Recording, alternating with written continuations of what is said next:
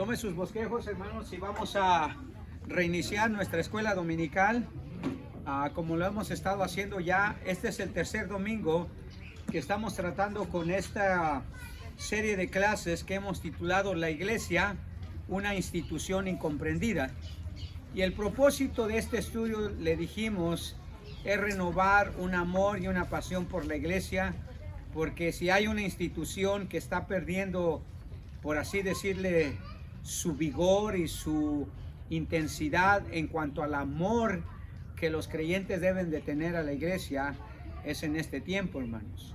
Ha sucedido en muchos de los tiempos de la historia de la iglesia, pero en este tiempo sí vemos una gran apatía que la gente tiene hacia la iglesia.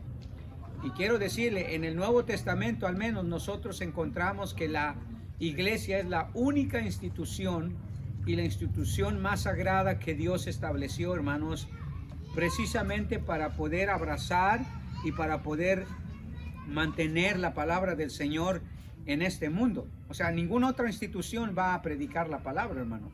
Ninguna otra institución va a, ¿cómo se llama?, a promover el conocimiento de Dios. Gracias, hermano. Entonces, se vuelve vital, hermanos, que nosotros comprendamos la importancia que tiene la iglesia para nuestra vida. Pero no tanto la importancia que tiene, sino el amor que nosotros debemos de profesarle a la iglesia del Señor. Y comenzamos este estudio, hermanos, con una primicia. Le dije yo que la primicia de este estudio... Algo está pasando aquí. Oh, es que se fue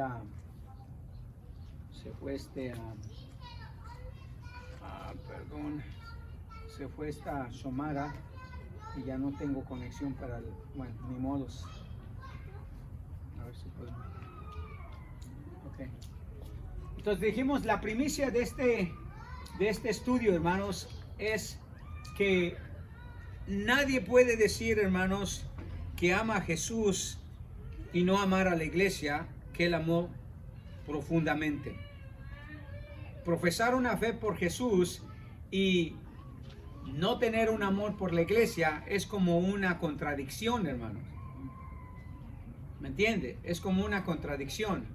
No podemos nosotros medir nuestro amor a Jesús solamente por el hecho de llamarnos cristianos y por el hecho solamente de decir yo amo a Jesús, sino podemos decir hasta cierto punto que la única manera que podemos medir el amor que tenemos hacia Jesús no solamente es a través de la obediencia, sino a través de amar a la iglesia que Él ama, ¿verdad? Entonces, en ese sentido, hermanos, podemos decir que el amor de Dios es tan inseparable del amor de los demás como el amor a Jesús es inseparable del amor a su iglesia. Y es algo que vemos que los autores del Nuevo Testamento promovieron constantemente. Si alguien ama a Jesús, amaba por implicación a su iglesia.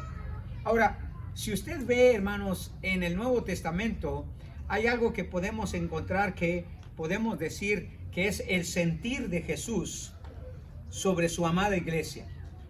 Cuando vemos, hermanos, el cuidado, la protección y la manera como Jesús se refiere a su iglesia o cómo cuida de ella, no hay duda, hermanos, que Jesús tenía un amor por la iglesia.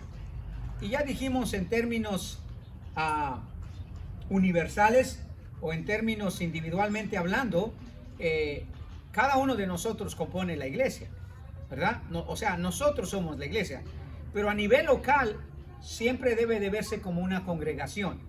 Entonces, vemos, hermanos, que Jesús siempre tuvo un sentir de amor por su iglesia. Y si podríamos encontrar una definición de lo que es la iglesia y qué es lo que Jesús siente por ella, esa es la definición que podríamos encontrar. La iglesia, hermanos, es una manada, porque normalmente se nos refiere como un grupo de ovejas, ¿verdad? Es una manada indefensa y necesitada de cuidado espiritual, por el cual dio su vida para asegurarle su guía por medio de pastores escogidos para la preservación de sus almas ante los peligros que ellas enfrentan. esta podría decir que es el sentir que Jesús tiene hacia su iglesia. Él siente que es una manada pequeña, indefensa, que necesita de su cuidado y de su protección. Recuerde, la semana pasada le dije que Jesús ve a su iglesia, hay veces, como una esposa, como una novia y como una familia. Yo no sé, pero a las novias uno las ama, ¿verdad? A las esposas uno las ama, a las familias uno las ama. Y ese es el sentir que Jesús tenía hacia su iglesia. Por ejemplo, en Mateo capítulo 10, versículo 11, Mateo 10, 11, observe cómo el Señor se refiere a la iglesia. Mateo 10, 11. Perdón, Juan 10, 11. No, estoy mal. Juan 10, 11. Vamos a ver ese pasaje allí. Perdón, no los tengo ahí, pero están en su bosquejo, creo, ¿verdad? Sí. Ok. Juan 10, 11. Hermano Pablo, bien fuerte. Juan 10, 11. Yo soy el buen pastor. El buen pastor su vida da por las ovejas. Muy bien. Observe lo que dice el Señor Jesucristo allí. Yo soy el buen pastor y el buen pastor da su vida por las ovejas. En otras palabras, Él sabe que necesitan un cuidado especial, al punto de dar su vida por ellos. Esa es la manera que Jesús ama a la iglesia, hermano. Yo le aseguro que cualquier madre estaría dispuesto a dar su vida por su hijo, ¿verdad? Es un amor que excede cualquier expectativa normal. Bueno, Jesús dice, mi amor por mis ovejas, y ya sabemos quiénes son las ovejas ahí, ¿verdad? Usted y yo. Esa es su iglesia. Y dice, da su vida por ellas. Y luego en Mateo 9:36, mire la clase de compasión que Jesús siente por su iglesia. Hermano Aristeo, Mateo 9:36. ¿Okay? Mateo 9:36. Mire lo que dice el Señor. Hablando de sus ovejas. Dice, y al ver las multitudes tuvo compasión de ellas, porque estaban desamparadas y dispersas como ovejas que no tienen pastor. Ok, fíjese bien. Dice que cuando vio a la multitud de gente, las consideró como unas ovejas, dice, desamparadas, dispersadas, que no tenían pastor. Ese es el sentir de Jesús, hermanos, por la iglesia. Ve al grupo de creyentes, ve a su iglesia local o su iglesia universal, o sea, cada creyente en todo el mundo, indefensas, necesitadas de guía, de protección, de cuidado. Y eso nos debe de hacer reflexionar, hermano. El Señor siempre está cuidando de nosotros. Eso es lo que la palabra de Dios dice. Cuando Él confrontó a Pedro, ¿se acuerda? En Juan capítulo 21, cuando Él lo confrontó a él, mire lo que le dice a Pedro, al apóstol Pedro, que iba a ser el líder principal de la iglesia en ese tiempo. Vaya conmigo un segundito a Juan capítulo 21, empezando en el versículo 15. Usted sabe que el Señor confronta a Pedro, y de allí surgió la idea de hacer este estudio sobre la iglesia. Porque si Pedro amaba a Jesús, tenía que amar su iglesia. Dice en el versículo 15 de Juan 21, cuando hubieran comido, Jesús dijo a Simón Pedro, Simón, hijo de Jonás, ¿me amas más que estos? Le respondió, sí, Señor, tú sabes que te amo. Él le dijo, apacienta mis corderos. Y volvió a decirle la segunda vez, ¿me amas, Pedro? Le respondió, sí, Señor, tú sabes que te amo. Le dijo, pastorea mis ovejas. Y en la tercera vez le dice igual, ¿verdad? ¿Me amas? Y él le respondió, Señor, tú sabes todo, tú sabes que te amo. Jesús le dijo, apacienta mis ovejas. Entonces Jesús usa dos figuras simbólicas para referirse a la iglesia. Una es corderos y la otra son ovejas. Lo curioso es que cuando nosotros entendemos por qué Jesús usa dos palabras distintas, refiriéndose a las mismas personas, ¿ok? Pero en una usa corderos y en otra usa ovejas. La palabra en griego para corderos es armnion.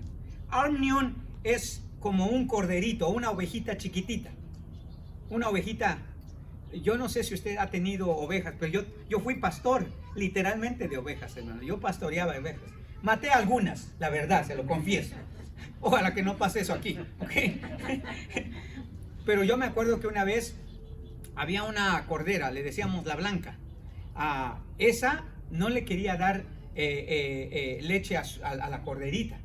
Entonces mi mamá me dejaba dinero para ir a comprarle leche al vecino y así poder sustentar a la corderita, ¿verdad? Pero en una de esas me gasté el dinero y le di pura agua con azúcar y maté a la corderita. Todavía me acuerdo de eso, hermano, no lo puedo superar. No es cierto. Sí lo superé porque la cocinamos y estaba muy sabrosa.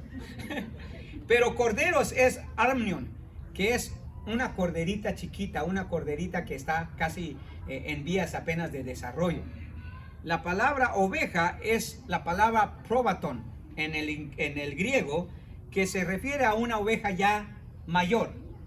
O sea, no una corderita, sino una oveja ya que incluso que puede criar otras ovejas. Ahora, la razón que el Señor Jesús usa esas dos palabras distintas para ovejita y oveja es porque las ovejas, hermanos, en toda etapa de su desarrollo necesitan cuidado, son indefensas. Las ovejas tienen una característica muy peculiar, hermano, son tontas. Las ovejas no son listas, hermano. ¿Ok? De verdad, no son listas. Necesitan siempre que las estén guiando. Y además de ellas, las ovejas son muy miedosas. No son como las cabras. Por eso el Señor Jesucristo no nos comparó con cabras, sino con ovejas. Porque son indefensas, son tontas, son miedosas. Y si usted ve a lo que el Señor Jesucristo va es, Pedro, si tú me amas, tú sabes que vas a necesitar cuidar de mis ovejas. Porque son indefensas, porque son miedosas, porque son tontas. No saben reaccionar ante el peligro, hermano. Es más, si una oveja no tiene cuidado y tiene demasiada lana, se puede asfixiar, ¿sabía eso? Si una oveja llega a tener tanta lana y se mete entre los matorrales, se puede asfixiar ella sola. Además, una oveja, hermanos, no puede andar con tanta lana. De verdad. Decía un pastor, ya ve, hermanos, por eso les tengo que quitar la lana, hermano. ¿Quiénes son las ovejas, hermanos? ¿Quiénes son las ovejas? No tenga miedo, ya ve, por eso le digo que son... ¿Quiénes son las ovejas, hermanos? ¿Quiénes son? ¿Quién es el pastor? Yo. ¿Qué hace el pastor, hermano Pablo? ¿Le quita la lana a quiénes? A las ovejas. ¿Ok, hermanos? Cáiganse. Cáiganse. Ustedes lo están confesando. Pastor. Se ahoga. Si no se ahoga. Y sí, a muchos de nosotros nos hace daño tanta lana, hermano. ¿No se han fijado que a veces cuando una persona tiene mucha lana, no sabe ni qué hacer? Se pierde. Se pierde, literalmente.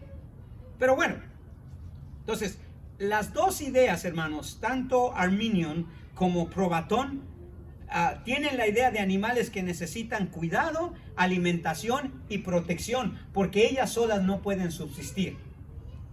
No pueden subsistir. Entonces, cuando el Señor le dice a Pedro, Pedro, si me amas, vas a cuidar de mis ovejas, porque ellas necesitan protección, ellas necesitan alimentación, ellas necesitan guía. Porque son ovejitas en desarrollo que necesitan el cuidado. Y siempre les digo, desde que nacen hasta que se mueren las ovejas, siempre van a necesitar un pastor. No pueden ellas depender de sí mismas. Una oveja no se va a ir a pastar ella sola, hermano. Necesita mucho cuidado. ¿Por qué cree que el pueblo de Israel, hermanos, subsistía gracias al cuidado de las ovejas? Ellos eran pastores, por naturaleza casi. Pero Dios les daba una lección en cada una de esos tiempos cuando el pueblo de Israel eran pastores, hermanos. Ahora, si usted ve con qué se identificó el Señor Jesucristo, con un pastor. Con un pastor, no se identificó con un gobernante o con un príncipe o con un rey, aunque sí lo fue y sí lo es, pero cuando se trataba de su iglesia y de su cuidado y de su amor, hermano, se identificaba con un pastor, porque usted y yo, hermanos, somos esas ovejas que necesitamos cuidado, necesitamos guía, porque a veces no sabemos realmente, actuamos un poquito tontamente, hermano. Créame. Entonces, hay tres cosas que vemos, hermanos, en cuanto al sentir de Jesús, en cuanto a su iglesia. Y la razón que se las menciono es porque nosotros, hermanos, necesitamos tener ese mismo sentir hacia la iglesia. Si amamos a Jesús, debemos de amar a su iglesia. Y este es el sentir que debemos de tener por la iglesia. Número uno, los autores del Nuevo Testamento, hermanos, los creyentes del Nuevo Testamento fueron identificados con una manada indefensa necesitada de cuidado pastoral. Usted es indefenso, hermanos. Usted necesita un pastor. Ahora, eso requiere de humildad, hermano. Porque usted dirá, yo no necesito de usted, pastor. Yo puedo vivir mi vida tranquilamente sin la ayuda de usted, sin la dirección de usted. Pero créame, hermanos, los autores del Nuevo Testamento creyeron que el Señor ponía pastores en cada iglesia local porque la iglesia es como una oveja que necesita cuidado. Note lo que dice el Señor en Lucas capítulo 12, versículo 32. Hermana Xiomara, fuerte, con voz de casi del hermano Jesús. Lucas 12, 31. Mire lo que dice. 31. Ajá. 32. Perdón, 32. Sí, tiene razón. No temáis manada pequeña, porque a vuestro Padre le ha placido daros el reino. ¿Sí? No temáis, dice, manada pequeña.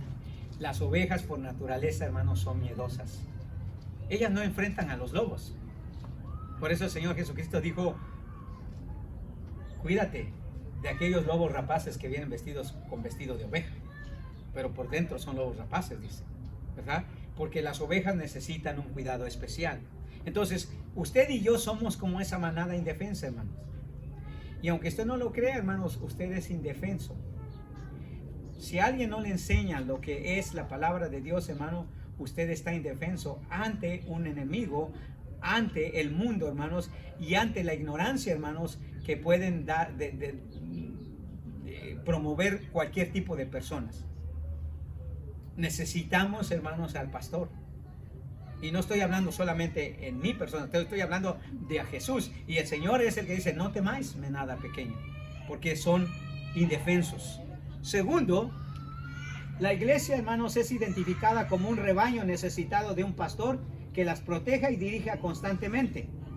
Tal como lo dice el Señor ahí mismo en Juan capítulo 10, hermanos. Juan 10, miren lo que dice. Versículo 14 y 15. Juan 10, 14 y 15. Note lo que dice el Señor.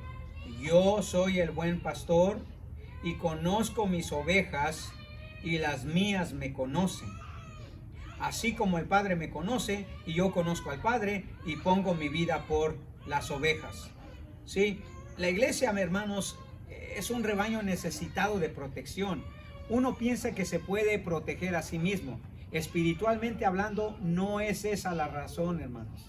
No es eso lo que Jesús dice. Usted necesita un pastor. Pero hoy hay muchos cristianos, hermanos, que tienen problemas con los pastores. Y claro, no le voy a negar, hay pastores buenos y hay pastores que no son buenos pastores. Incluso el Señor Jesucristo allí dice, son pastores asalariados, que están ahí nada más por el dinero, tratando de sacar ventaja de la gente. Pero eso no quita, hermanos, que usted como iglesia representa a una manada, a un rebaño que necesita del cuidado de su pastor. ¿Por qué cree que el Señor dice, yo soy el buen pastor y mis ovejas me conocen a mí y yo doy mi vida por ellas? Entonces, nosotros como iglesia, hermanos, necesitamos comprender esta verdad. Necesitamos un pastor. Las iglesias fueron diseñadas para tener pastores, hermano, no pastoras, ¿verdad? No pastoras, pastores. No hay un lugar en la Biblia donde el Señor se refiera a pastores con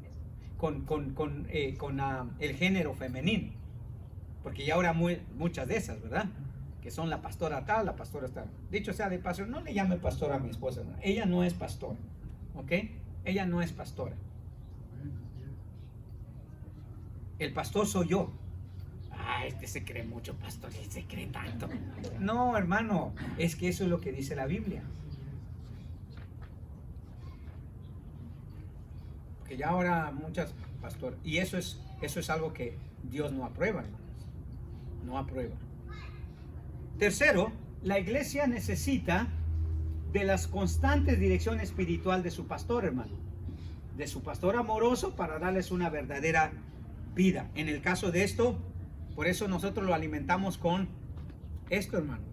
No lo puedo aumentar de mis ideas, de mis convicciones, de mis preferencias, de mis gustos. Lo tengo que alimentar con la comida espiritual que le daría el otro pastor, o sea, el Señor Jesús. Mire lo que dice Juan ahí mismo en el versículo 27 y el versículo 28. Note lo que dice. Desde el 27 dice: mis ovejas oyen mi voz y yo las conozco y me siguen, y yo les doy vida eterna y no perecerán jamás, ni nadie las arrebatará de mi mano. Entonces, estos tres sentires, hermanos, que son una manada indefensa, que son un rebaño innecesitado, que necesitan constantemente la dirección espiritual de su pastor, es la manera que Jesús tiene su sentir a la iglesia. Usted le importa a Jesús, hermano. Jesús lo ve a usted como su rebaño, su manada, su iglesia, el cual Él quiere cuidar, quiere proteger, quiere guiar. Pero al mismo tiempo ha dejado pastores en cada iglesia local. ¿Para qué? Para ayudarle a usted en su vida espiritual. Y eso es a lo que se debe dedicar un pastor, hermano. No a darle falsas esperanzas y mensajes positivistas. No, a darle lo que dice la palabra de Dios para que usted se alimente correctamente. Ahora, en la Biblia, hermanos, encontramos varios mensajes alentadores que Jesús le da a esa iglesia que Él ama tanto. Y quizá esos mensajes alentadores se encuentran de una manera más clara en los 7 mensajes que el Señor Jesucristo mandó a 7 diferentes iglesias, que son iglesias que representan a la iglesia de cualquier etapa de la historia de la humanidad, tanto del siglo medio como del siglo final, como de los primeros siglos, de cualquier tiempo de la historia de la humanidad, hermanos. El Señor siempre ha dado mensajes alentadores a su iglesia. ¿Por qué? Porque ella sabe que es una manada indefensa, temerosa, que necesita su guía. Y quiero que en esta semana y en la que viene podamos ver, hermanos, algunos de los mensajes más alentadores que el Señor da a su iglesia o a las iglesias, ¿ok? Para que usted vea el tipo de sentir que Jesús tiene sobre su iglesia. Entonces vamos a ver varios de esos mensajes, 7 específicamente, pero solamente 2 en esta tarde, rápidamente. Entonces abra su Biblia al libro de Apocalipsis capítulo 2. Mucha gente no lee el libro de Apocalipsis porque piensa que son mucha profecía, que no la van a entender y que es muy complicada. Y en parte es verdad, pero no es toda la verdad, porque sí se puede entender. Podemos entender Apocalipsis sin ningún problema, dándole una buena interpretación. Pero lo que vamos a empezar a ver aquí en Apocalipsis es mensajes que el Señor Jesucristo envió por medio de sus ángeles al apóstol Juan a las diferentes iglesias que existían en ese tiempo. 7 iglesias en particular, ¿verdad? 7 iglesias en 7 ciudades, con 7 diferentes líderes que necesitaban de estas palabras de parte del Señor Jesucristo como una demostración de su amor. Entonces vamos a ver Apocalipsis capítulo 2, versículo 1. Hermana Catalina, ¿está lista para leer? Apocalipsis capítulo 2, versículo 1. ¿Qué dice? Escribe el ángel de la iglesia en Éfeso, el que tiene las 7 estrellas en su diestra, el que anda en medio de los 7 candeleros de oro, dice esto. Muy bien. Este es el Señor Jesucristo hablando a una iglesia específica, la iglesia de Éfeso. Aunque Éfeso era una ciudad que tenía varias iglesias, era una de las ciudades principales romanas en los tiempos de Jesús o en los tiempos de los apóstoles. Y Éfeso, hermanos, era el centro de la adoración de una de las diosas más queridas de el mundo greco-romano, o sea, de los griegos y de los romanos. Los griegos introdujeron a esta diosa, los romanos la siguieron adorando. La diosa Artemisa, la diosa del amor, ¿verdad? La diosa del cariño y todo eso. Pero Éfeso, hermanos, era una ciudad sumida en la idolatría. Pero ahí se ubicaban varias iglesias. Y el Señor manda un mensaje a esta primera iglesia, la iglesia de Éfeso. Pero Él se describe de una manera que necesitamos comprender por qué se describe así. Dice, el que tiene las 7 estrellas a su diestra y el que anda en medio de los 7 candeleros, dice esto. Ahora, uno sabe, hermanos, que el Señor nos dice aquí qué significa lo que Él está diciendo. O sea, qué significan esas 7 estrellas y qué significan esos 7 candeleros. Si usted voltea nada más un poquito su página o regresa un poquito en el versículo 20 del capítulo 1, Jesús nos revela quiénes son esas 7 estrellas y quiénes son esos 7 candeleros. Hermano Manuel, ¿qué dice el versículo 20 del capítulo 1 de Apocalipsis? Apocalipsis 1:20. Apocalipsis 1:20.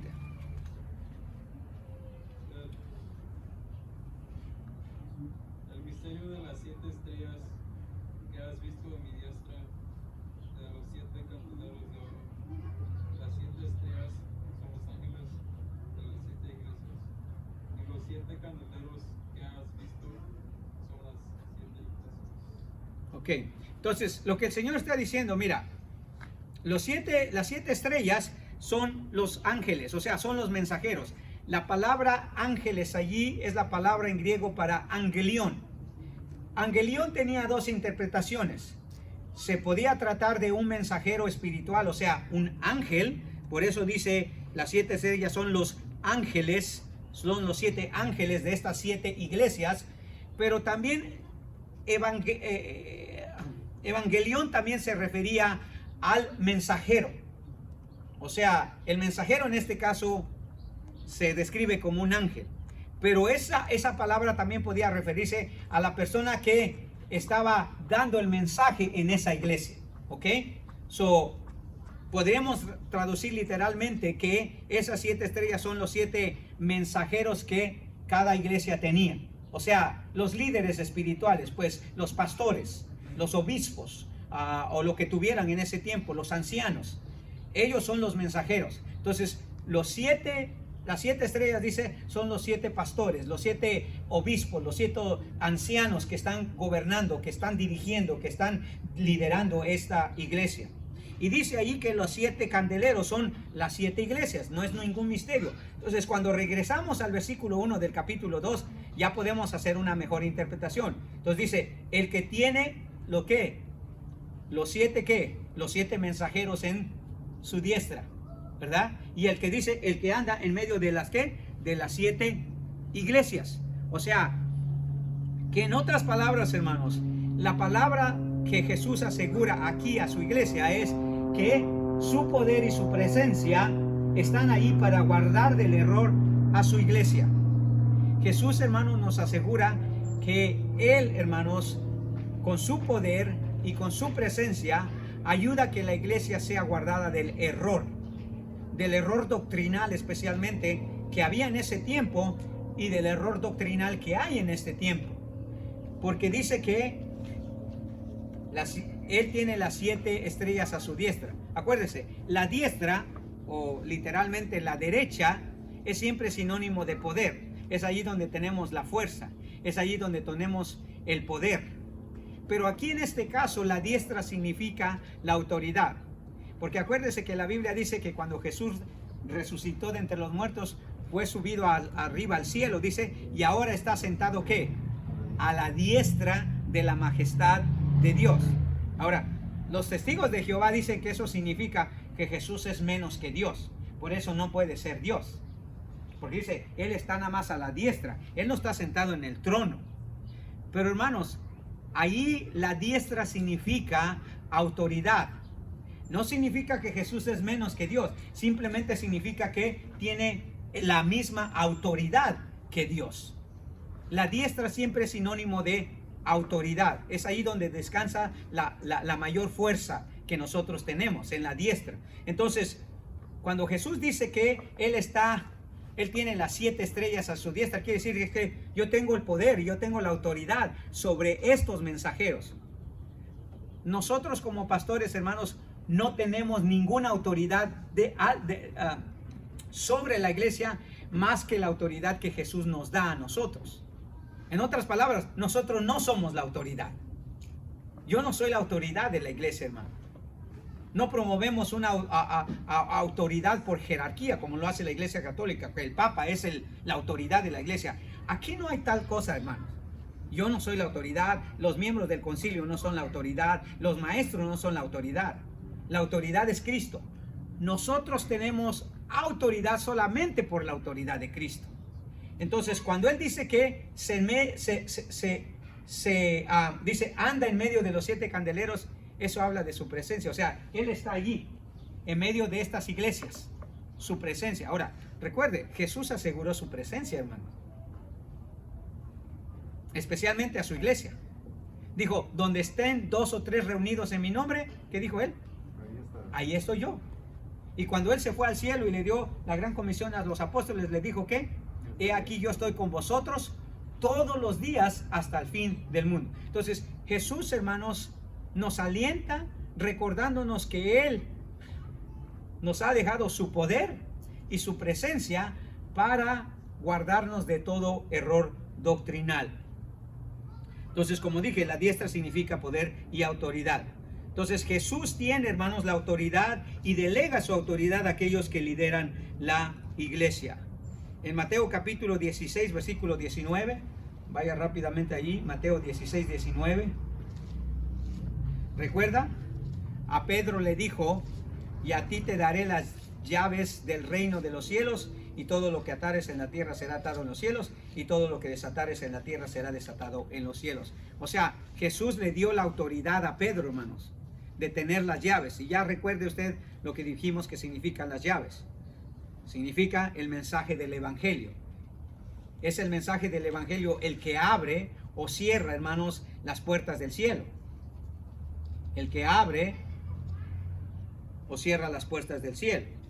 Entonces, Jesús, hermanos, dio autoridad a los líderes de la iglesia para que ellos dirigieran a la iglesia y no cayeran en el error doctrinal. Entonces, cuando Dios promete su poder, o cuando Jesús promete su poder y su presencia para guardar del error a la iglesia, hermanos, lo que hace es que Él delega su poder y autoridad a los mensajeros de la iglesia para preservarla del error doctrinal. Note lo que dice Mateo capítulo 4, Efesios capítulo 4, versículo 11 al 15. Efesios 4, 11. Como le digo, hermanos, yo aquí no soy la autoridad, solamente la represento, ¿ok? Eso no le quita autoridad a lo que yo soy, pero tampoco me da a mí el derecho de ejercer la autoridad que solamente Cristo tiene.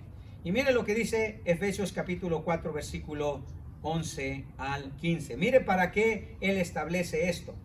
Dice en el versículo 11, y Él mismo constituyó a unos apóstoles, a otros profetas, a otros evangelistas, a otros pastores y maestros, a fin de perfeccionar a los santos para la obra del ministerio, para la edificación del cuerpo de Cristo, que es la iglesia, hasta que todos lleguemos a la unidad de la fe y del conocimiento del Hijo de Dios, a un varón perfecto, a la medida de la estatura de la plenitud de Cristo. Y note lo que dice el versículo 14, para que ya no seamos niños fluctuantes, llevados por doquiera de todo viento de doctrina, por estratagema de hombres que para engañar emplean con astucia las artimañas del error.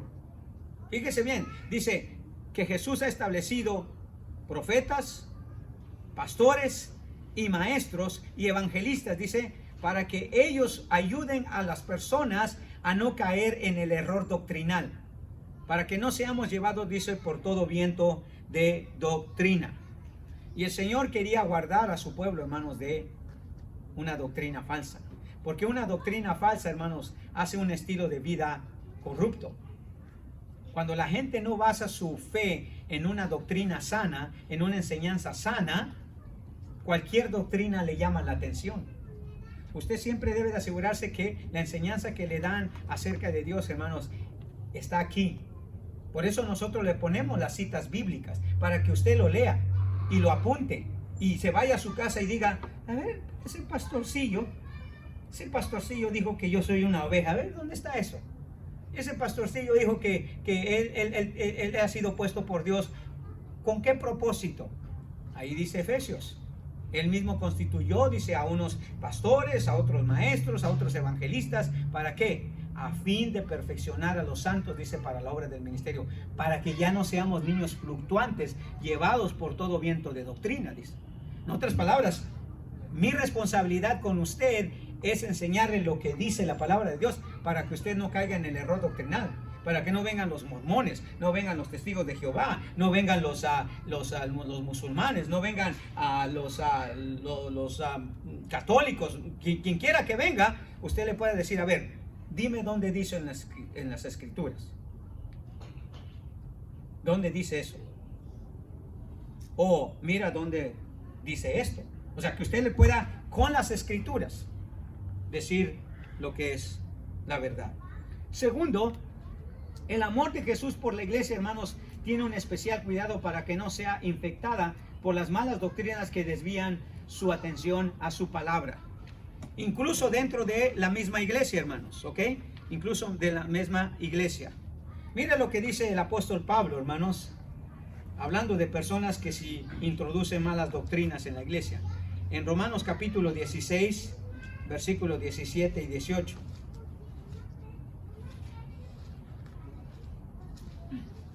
Ya menos nos vamos, hermano. Ya nos vamos.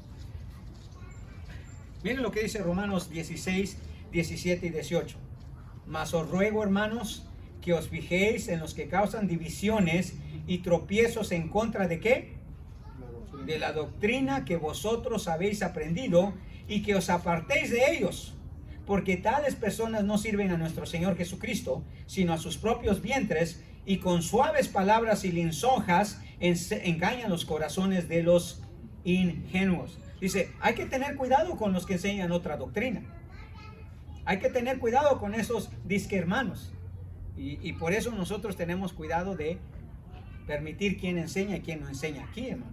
Es porque nosotros tenemos la responsabilidad de preservar la doctrina.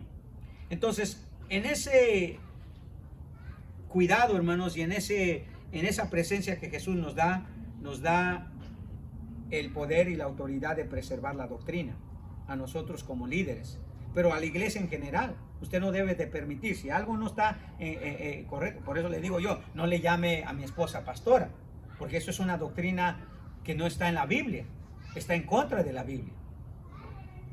Entonces, usted no puede decir algo en contra de la Biblia. Ni me llame papa a mí tampoco, ¿verdad? Porque yo no soy su papá.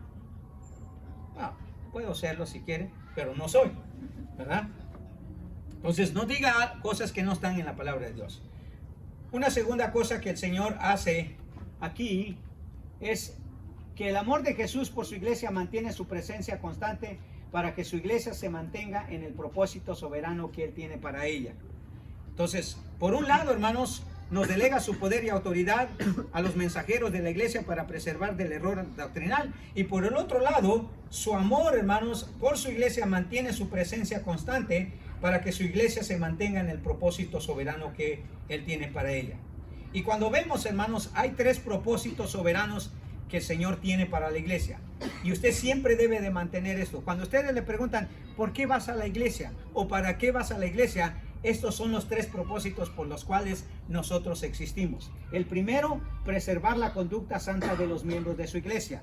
No tenemos tiempo de ver todos los pasajes, pero, hermanos, la Biblia dice que cuando hay pecado en la iglesia tiene responsabilidad de confrontarlo. Ese es el primer propósito.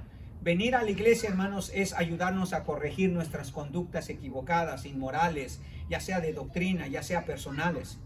Y tenemos que hacerlo, hermano. Si usted no está ofrendando, si usted no está sirviendo, si usted no está adorando a Dios, si usted está haciendo algo que va en contra de la doctrina del Señor, aquí en la iglesia lo tenemos que confrontar. Lea ese pasaje, eso es lo que dice Mateo capítulo 16. Si tu hermano peca contra ti, ve y repréndelo. Si no te escucha, llama a otro hermano. Y si no escucha a otro hermano, llama a otro hermano. Y si no escucha a los dos hermanos, llévalo ante la iglesia y que la iglesia lo discipline. Ese es parte del propósito, hermanos. La iglesia es como un hospital, hermanos. Aquí venimos a curarnos. Si algo está mal con nosotros, la iglesia tiene la responsabilidad de ayudarlo a usted y a mí a corregir nuestra conducta. El otro propósito soberano, hermanos, que la iglesia tiene es alentar a los miembros a llevar a cabo la comisión que se les ha dado. ¿Por qué venimos a la iglesia? Porque tenemos una responsabilidad de aprender el evangelio y también de llevarlo a otras personas. El Señor Jesucristo dijo: id y haced discípulos a todas las naciones, enseñándoles que guarden las cosas que yo os he mandado y que los bauticen en el nombre del Padre, del Hijo y del Espíritu Santo. Es lo que hicimos con América, es lo que hicimos con Eddie, es lo que pretendemos hacer con toda persona que llega aquí, que enseñarles lo que Jesús nos ha enseñado y llevarlos por un proceso de crecimiento y madurez espiritual. Ese es el propósito que venimos a la iglesia, hermano. No venimos nada más a calentar la banca. Venimos a ¿qué? A aprender del evangelio para comunicar el evangelio, para enseñar a las personas. Y tercero, mantener la paz espiritual que necesita su iglesia en medio de un mundo turbulento. La iglesia, hermanos, es un lugar donde usted puede encontrar palabras de esperanza, de ánimo, de consuelo, de exhortación, de guía, de dirección. La iglesia así es, hermano. Fue diseñada con ese propósito. Entonces, si alguien le pregunta, ¿para qué vas a la iglesia? Para aprender cómo Dios puede darme paz, cómo Dios puede darme seguridad, confianza, tranquilidad. Aquí no lo venimos a entretener, hermano. Ni le podemos dar regalos. De vez en cuando hacemos cositas ahí para tener comunión. Pero hay iglesias que se dedican a alimentar a la gente, hermano, a darle dinero a la gente. Nosotros no existimos con ese propósito. Sí lo hacemos, hay veces. Si usted hubiera venido la semana pasada, le hubiera dado un paquete de comida que los hermanos estuvieron regalando. Y nosotros hemos hecho así cosas también. Pero ese no es nuestro propósito principal. Nuestro propósito principal es ayudarle a que usted aprenda de la palabra de Dios para que tenga paz, para que tenga tranquilidad. Amén. Muy bien. La última promesa que el Señor hace, o la última palabra que Él nos alienta a tener. ¿Había otra? No. No, qué bueno. Ya se me acabó el tiempo. Pensé que tenía otra más. Muy bien. Entonces, el amor de Jesús por la iglesia, hermanos, es un amor especial. Ahora, todo eso quiere decir que usted y yo debemos actuar exactamente igual. Sí es cierto, yo como pastor ejerzo cierta autoridad espiritual en la iglesia, pero la responsabilidad del amor a la iglesia es de todos, hermanos. Todos ustedes necesitan promover el amor por la iglesia y en la iglesia también. Cuando tenemos visitantes, usted debe de ser el primero de: hola, qué bueno que vino, mire qué bien, vamos a estar orando por usted, mire si necesita algo, aquí estamos. Hermanos, cuando tenemos visitantes, ellos deben de irse con la sensación de que aquí hay amor, hermano. ¿Ok? Háganlo, porque si no, no van a venir otra vez. Yo me acuerdo, hermanos, que la razón que yo regresé a la iglesia, y mire que para que yo hubiera regresado a una iglesia siendo la persona que yo era, hermanos, nunca, a menos que no hubiera habido una pareja, hermanos, que empezó a tener una atención y un cuidado de mí. Mire, véngase, hermano Manuel, aquí y allá. Y me mostraron un amor, hermano, que yo solito fui cediendo. Solito fui necesitando la iglesia porque encontré amor. Esa es la principal cosa que Dios busca en su iglesia. Eso es lo principal que debemos de promover, hermano. El amor a Jesús y el amor a la iglesia. Si la gente se siente amada, hermanos, va a querer venir a la iglesia. Mire, la principal razón que la gente viene a la iglesia, no crea que es por el pastor, por la música. Usted mismo, pues, vea, si usted se siente bien en la iglesia, se siente que hay ese amor, usted va a regresar. Pregúntele si no a Ana. Pero Ana, si usted ve que ahí nadie le habla, nadie la saluda, nadie hace nada, ¿para qué voy? No, hermanos. Ahí están ustedes. ¿Cuántas personas le saludaron, hermana, a Ana? ¿Varias? Bueno, ojalá que sí, porque si no nos iban a avergonzar, hermano. Ya. No, hermanos, tenemos que hacer sentir amada a la iglesia, porque eso es lo que hace Jesús. Amén. Gloria a Dios. Padre Celestial, gracias te damos, Señor, por recordarnos tu poder y tu presencia en medio de nosotros. Ayúdanos a confiar, Señor, en ese poder y ese amor, esa presencia, Señor, segura y confiable, Señor, que tú tienes, Señor, en medio de nosotros. Bendice a mis hermanos, Señor. Gracias nuevamente por Isela, Señor, que nos vino a visitar nuevamente. Por Ana, Señor. Pedimos que tú bendigas sus vidas de una manera muy especial y que puedan, Señor, hacer de esta iglesia su iglesia, Señor. Ayúdanos a nosotros a amarla, Señor, a ayudarla, Señor, en su crecimiento espiritual. Y Padre, todos entre nosotros, Señor, a promover un amor por ti, Señor, y un amor por tu iglesia. Pedimos tu bendición, Señor, el resto del día. Gracias por la bendición de habernos reunido, Señor, para adorarte, para escuchar tu palabra, para tener compañerismo, Señor. Te pedimos, Señor, que nos bendigas el resto del día, Señor, y que podamos regresar, Señor, pronto, nuevamente el domingo, a darte la honra y la gloria a ti. Bendice a mis hermanos, camina a casa, Señor. Bendice sus vidas, sus familias. Provee, Señor, para sus necesidades y que tú recibas toda la honra y toda la gloria. En el nombre de Jesús te lo pedimos. Amén. Hermanos, ha sido una bendición.